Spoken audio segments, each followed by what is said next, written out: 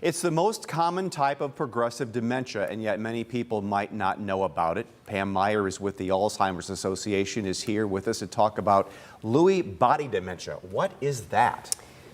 Hi Dan. Lewy body dementia is the second most common type of dementia after Alzheimer's disease.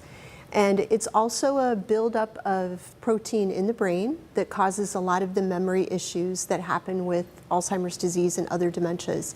But a lot of people don't know about it because there's, only about 1 million or so people in the country that actually have the Lewy body dementia diagnosis. This Lewy's body month, October is. Yep. So Alzheimer's is the umbrella, and then dementia is different kinds, or dementia is the umbrella? And Dementia is the umbrella term that we talk about. There's actually, and I didn't know this until I started working at the association, but there's actually over 100 different types of dementia.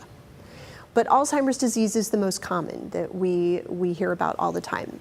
Usually, depending on whose research you read, 70 to 80% of all dementia is Alzheimer's disease.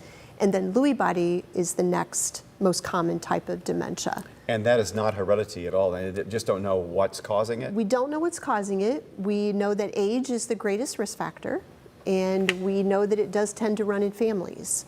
So there is probably some genetic component, but we're still working to try to figure out what that is. We are living longer. I know the statistics won't show that because of COVID, but we are living longer, more people going to their 80s and 90s. Is that part of the reason why we're seeing a rise, or is it unexplained as to why we're seeing more of dementia? That's definitely part of it because, those of us who are baby boomers, we are a very large generation, so we're hitting that, 60, 65, some of us are there.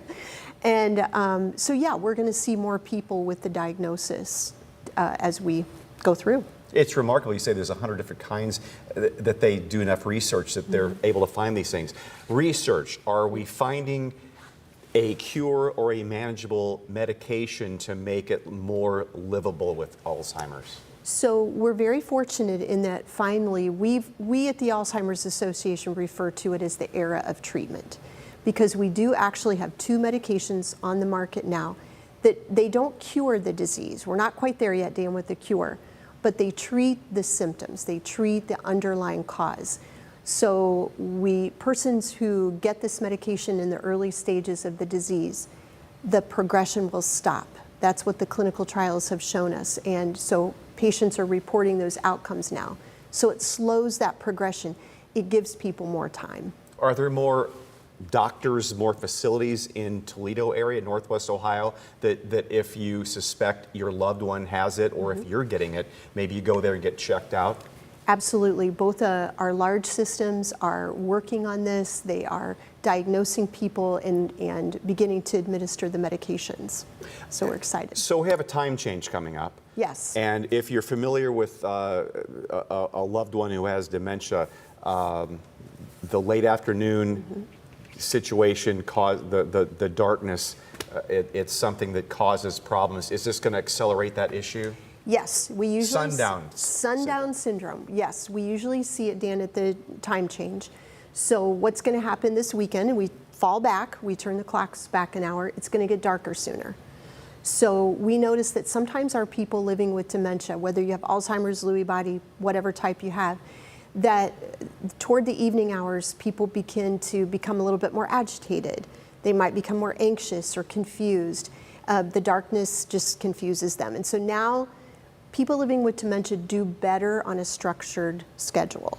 So now you're flipping the clocks back, that schedule's going to be disrupted. I mean, think about how we are. Sometimes it takes people who don't have dementia time to adjust to a time change schedule. So we recommend that families watch for it, and as dusk, evening approaches, maybe turn up the lights in the house, maybe turn the TV off or turn it down, do activities that are a little bit more calming, put some music on, just try to, decrease that apprehension that will come with the darkness. Could you tell me a little bit about support groups? If your family member is going through that, some people you could talk to that are going through the same experience? Yeah.